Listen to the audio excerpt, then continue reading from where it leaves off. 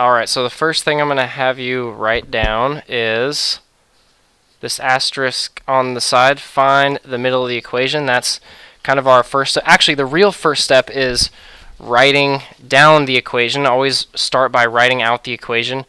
The next part here, find the middle of the equation, which is the equal sign.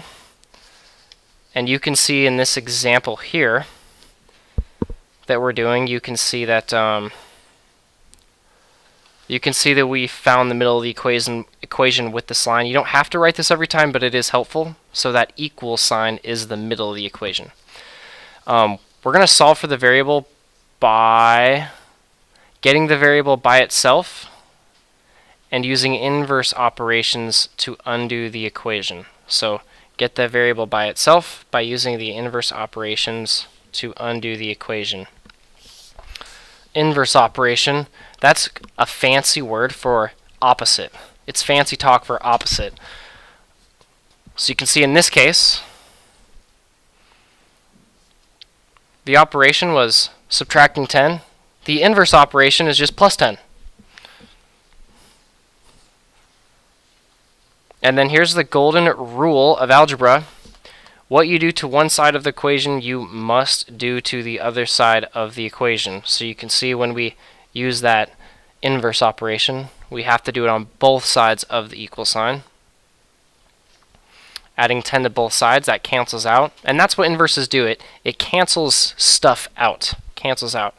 Minus 10 and positive 10 is 0. We're left with just an x.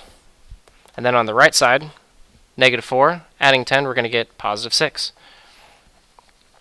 And then the last important piece of solving any equation is to check your work.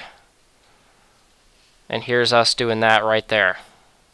We're going to take our answer and we're going to plug it into our original equation. So instead of writing x minus 10 is equal to negative 4, I'm going to write 6 minus 10 is equal to negative 4. And I just need to make sure that works. 6 minus 10 is negative 4. And there we have it. Work is checked.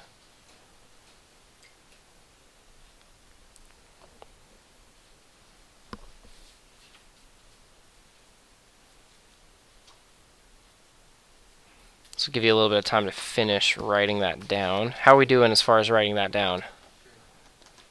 Okay. Is that a little bit fast? Just about right? Okay. Well, while you're doing that, finishing writing that down, we're going to play a game called What's My Inverse?